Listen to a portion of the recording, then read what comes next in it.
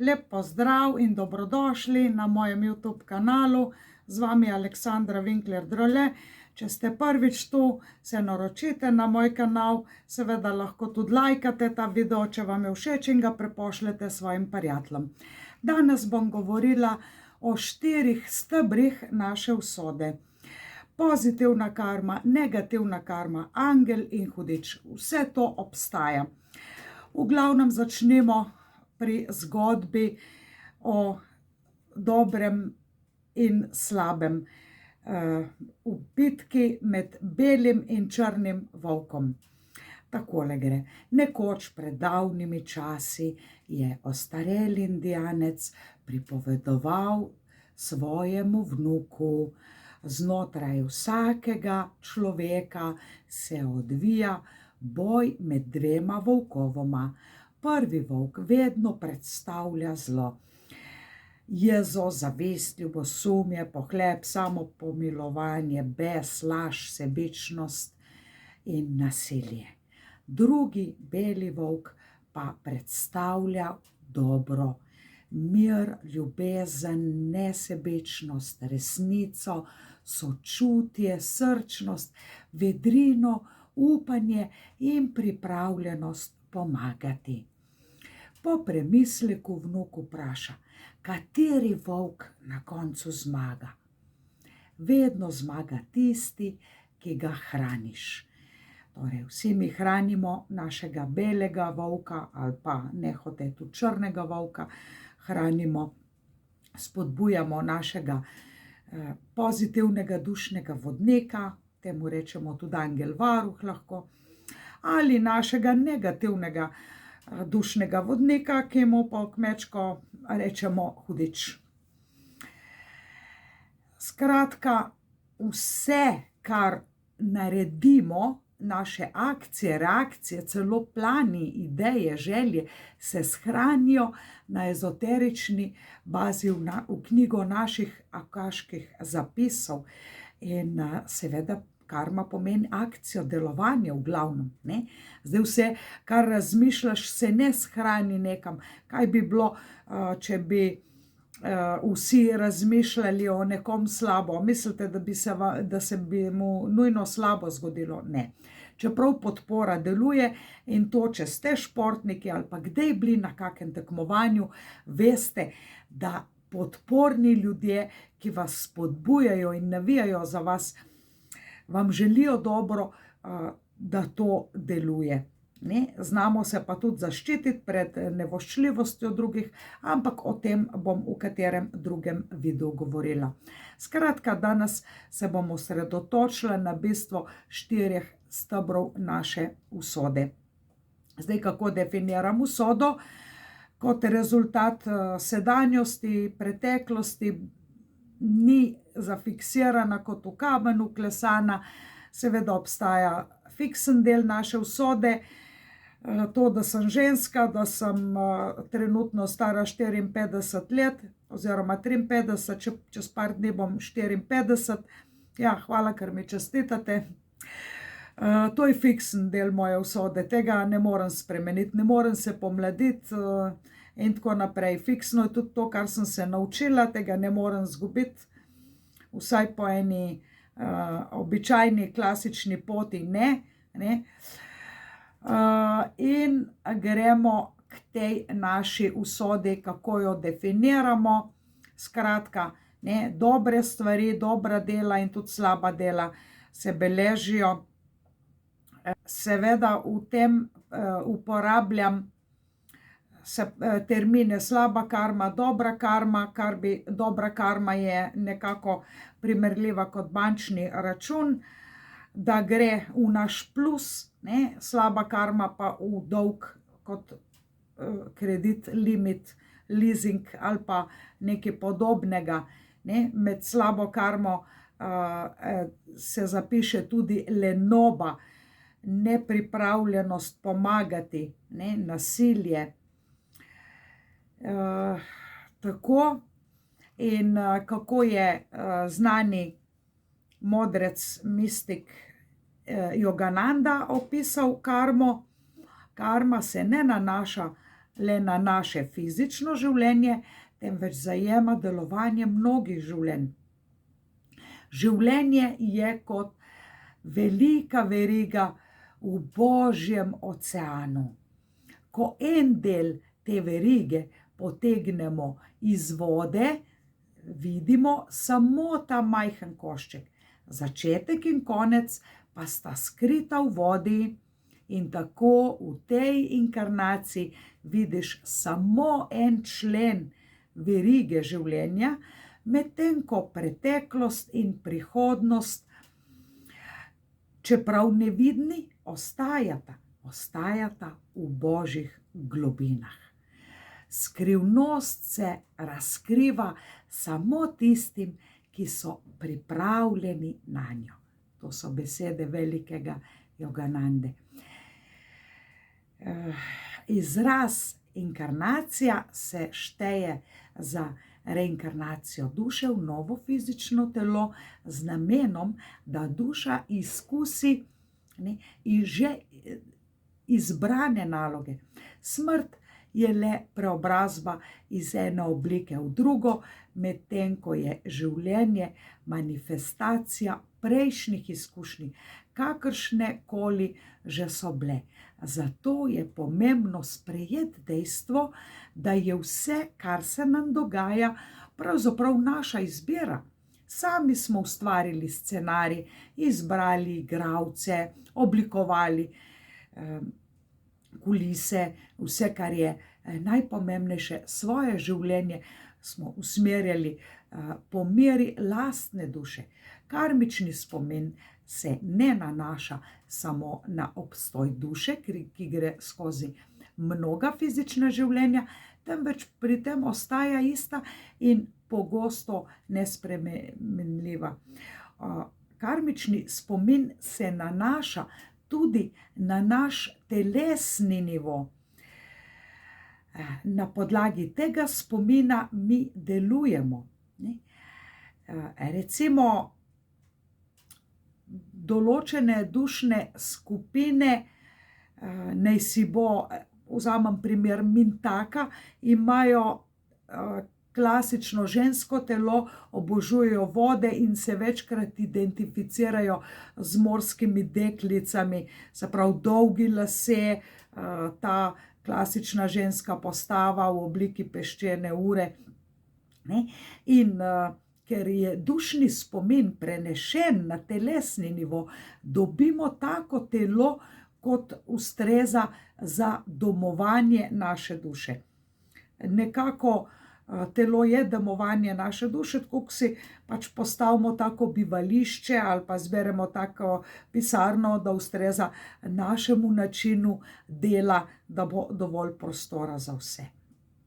In kako bi lahko z drugimi besedami opisala dušni, ta telesni spomin?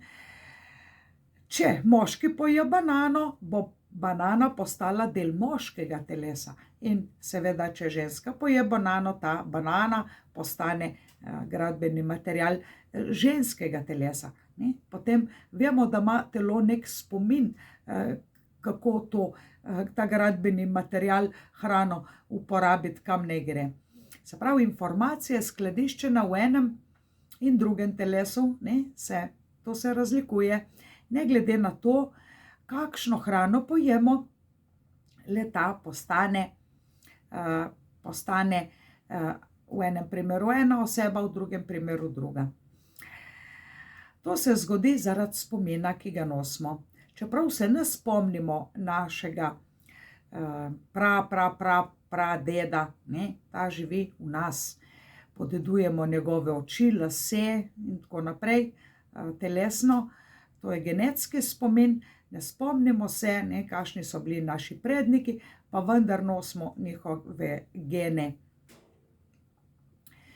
Imamo oči, lase, nos po enemu izmed prednikov, to je nekakšen software, ki deluje znotraj nas, nam dopušča, da se na našem fizičnem telesu izrazijo pretekli spomini, zlahka opazimo, da se energija določenega človeka obnaša drugače od energije nekoga druga ne, zaradi vrste spomina, ki ga nosi.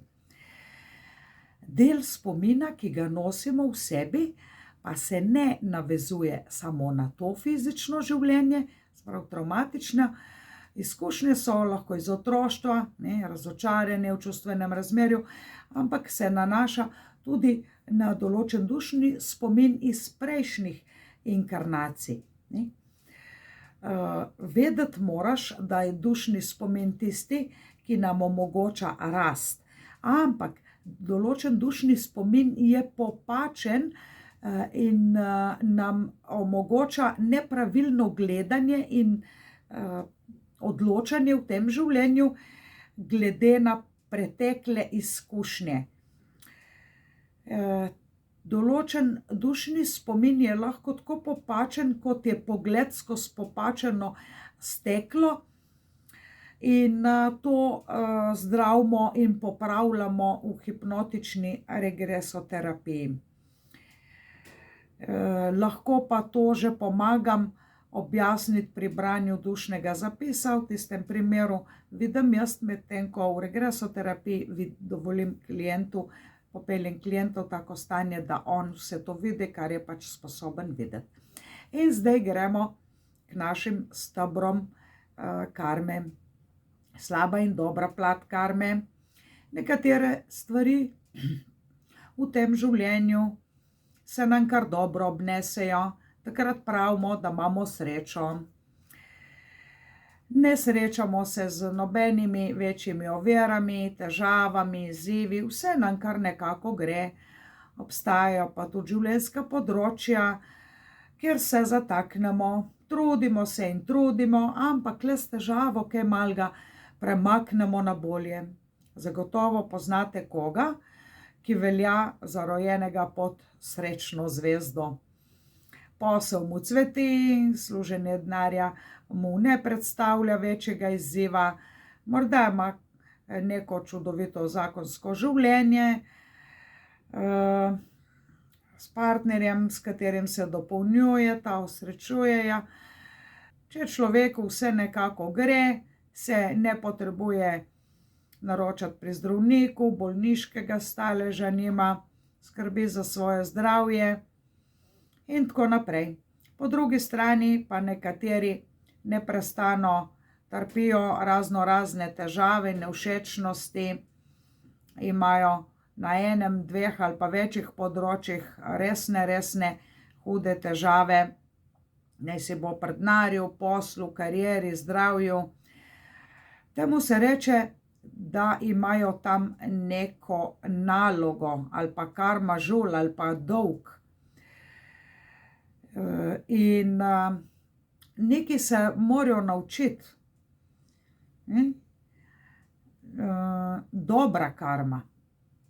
Dobra karma je predstavljena kot obet, kot možnost, priložnost, to je nek potencial. Sama po sebi še ni zagotovilo za uspeh, se pravi, je kot potencial.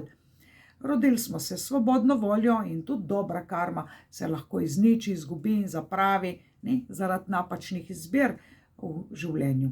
Mnogi smo se rodili z veliko dobre karme, kar pomeni, da se nam dobro vrača iz prejšnjih inkarnacij. In to je eden steber, dobra karma. Če živimo in delujemo po opisu iz te dobre karme, lahko maksimalno dobrega iztržimo za nas. Dobra karma je potencial za doseganje uspeha, sreče, in je učinkovitejše uporabimo kot priložnosti, ki so nam na voljo, glede na tisto področje, na katerem se najlažje uresničujemo, najlažje izrazimo svoje talente, darove. Naj si bo to v družbi, službi, odnosih. Več kot 90% našega življenja definirajo odnosi. Odnosi so področje, kjer se učimo, rastemo in razvijamo.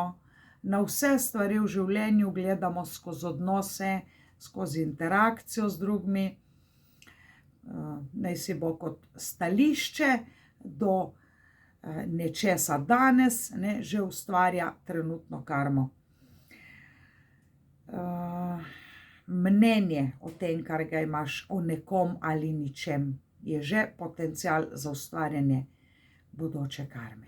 Naši občutki do nekoga ali nečesa se bojo materializirali in dobili trdno obliko v prihodnosti, pa v naslednjih inkarnacijah. Namreč, ko odvržemo naše fizično telo, ga vrnemo zemlji, naša duša gre v svet duš, ker išče druge duše, s katerimi planira novo življenje. Ne odnesemo s sabo materialnih dobrin, temveč dobre prijatelje, nekaj, kar ni materialnega, ne? Čustva, naveze, dobre naveze. Zato karma z nekom ni pogojena s tem, če je človek živ ali ne živ. Se pravi, tvoj odnos do očeta, mame, ne pogojuje, da sta starša nujno rojena, pogojuje občutek, ki ga imaš do tega človeka, dotičnega, ne? Mnogi ste gledali vašo karmo po mesecu rojstva, zato vam ta stavek zdajle odgovarjam. In ni vseeno, kakšen občutek imamo do nekoga ali nečesa. Pomembno je, da smo prekinili na tak način, če je to potrebno, da ni dolga. Se pravi, da si ne obljubiš maščevanja. Zamere ustvarjajo željo po maščevanju. Želja po maščevanju ustvarja slabo karmo. Je predpogoj za slabo karmo, ker je to že plan, da mu boš nekaj slabega naredil. Seveda je pa tudi ne braniti se slaba karma, ne delovati, ne postaviti se zase, biti preveč len in pasiven, da bi nekaj rešil, naredil. In kako izstopimo iz začaranega kroga težke karme? Karma, se pravi, je lahko upravičena ali pa neupravičena, ampak o tem ne bom šla v detajle.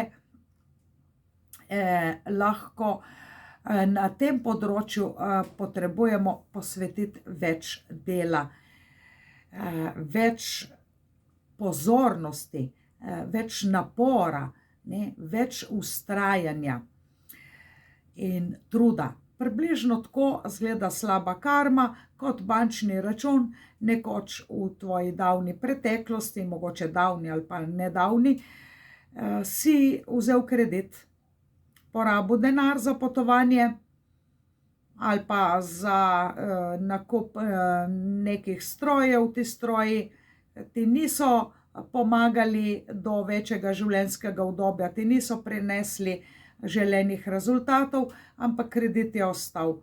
In zdajle potrebuješ vrniti ta denar tistemu, od katerega si se ga sposodil. To pomeni, da moraš bolj težko živeti. Prej, ko odplačaš ta kredit, boljše ti bo, lažje boš živel. In kako je z dobro karmo? Dobra karma predstavlja obet, priložnost, možnost, potencial, kot sem že rekla. In je glede na tisto področje, ki se nanaša, to vam bom, ali pa sem vam, če ste že naročili, odčitala v osebni karmični prognozi za leto, se pravi za novo leto, pa še dlje. To je tisto področje, kjer najlažje uresničiš to, kar imaš največ dobrega izkušnje iz prejšnjih inkarnacij. Tudi iz teh, ampak v glavnem iz prejšnjih.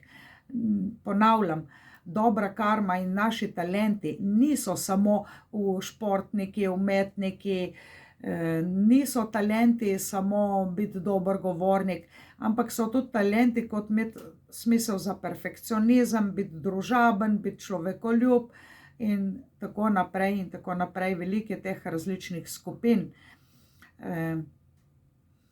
In prva dva stebra naše usode predstavljata dobro karmo in slabo karmo. Čim manj slabe karme imaš, pa čim več dobre karme imaš, tem lažje ti gre. In če ti ne gre lahko, potem je pomembno, da ne ustvarjaš nove slabe karme in da maksimalno dobre karme uporabiš, kolikor se le da v svojem vsakdanjem življenju. In zdajle grem na ta dva naša nevidna prijatelja,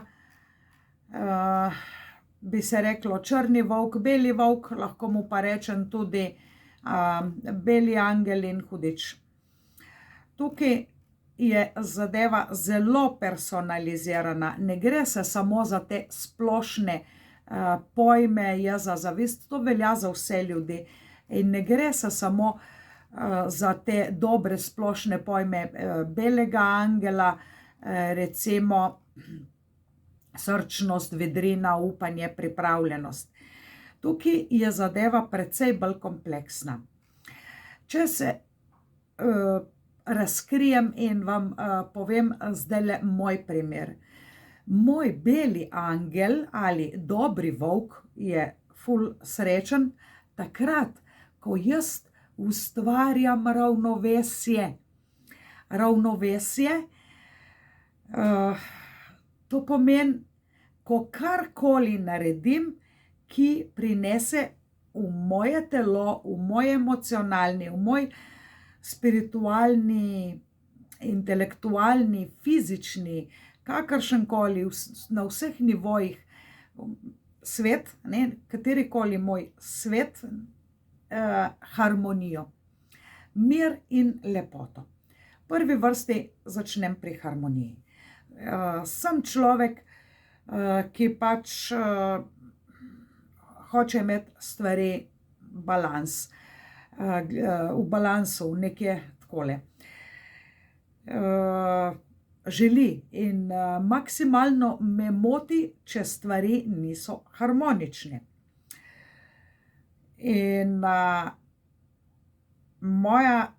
moj beli angel, moj dobri angel, moj beli volk me podpira takrat, ko ustvarjam harmonijo. Imam mačke z dolgo dlako in jaz jih moram česati. To je, ustvarjam harmonijo pri mojih muckah. Glih, kar sem pogledala skozi okno, gre mimo, ko jaz to volk iz gozda. No, ne morem zdaj kamere ven obrniti, ampak verjemite. Harmonija je tudi v umetnosti. Poslušam harmonično glasbo, ne maram hrupa, glasbe, ki rečejo kričanje, recimo. Harmonijo lahko ustvarjam v vrtu, v odnosih, ker sem mama 3 otrokom, sem maksimalno poskrbela, da je bilo med njimi vse harmonično. Tudi moji jedilniki so bili po 2 menija. To je pomenilo, da sem 2 omaki delala. Če eden jedel gobove omake, je pač dobil paradižnikovo. To pomeni, če bi nekoga silila v neki, da mora za vsako ceno jesti gobe ali pa od otrok, bi ustvarjala neharmonijo v njemu. Če pač noče, saj ni nujno, da moraš jesti gobe. Saj živiš glih tako.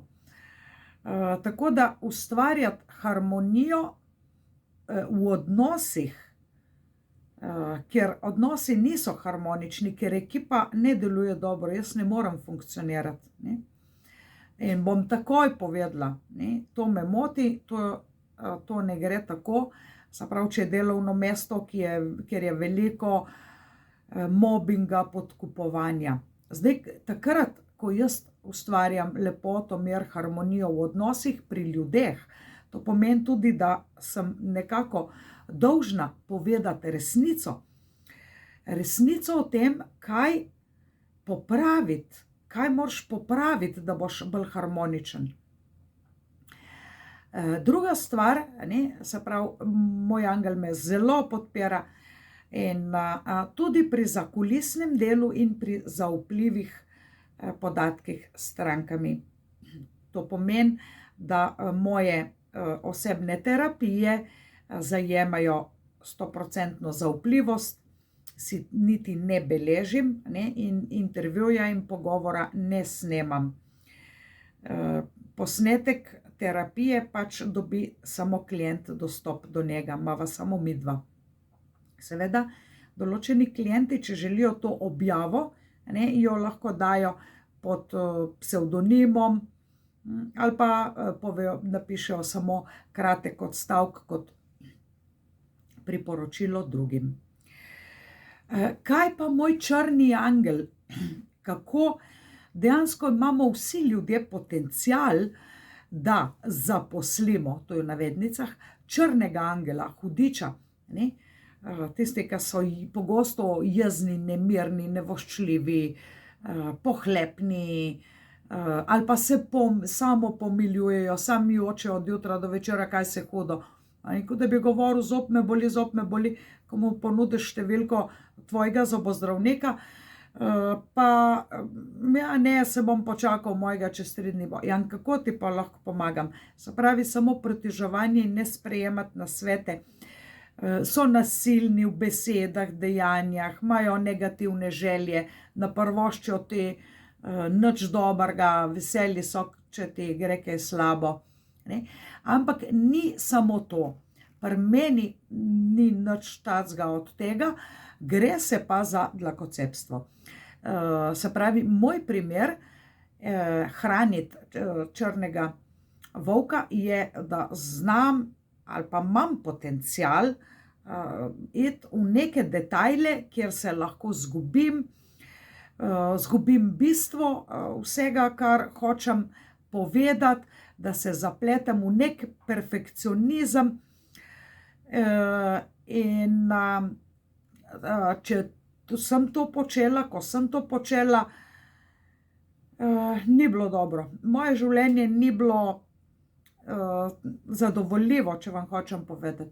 In ker jaz osebno vem, kje je ta moj črni volkec, katero področje ga mika, dlakocepstvo, spuščanje v neke debate, imeti zmeraj svoj prav. Včasih moraš kar tiho biti, to si sebi govorim, pa pustiti drugim, da imajo svoj prav, mogoče pa še niso zreli za mojo resnico. In če bojo nekoč zreli in bili pripravljeni slišati tudi mojo stran zgodbe, mojo plat medalje, in bom povedala, ali pa tudi ne.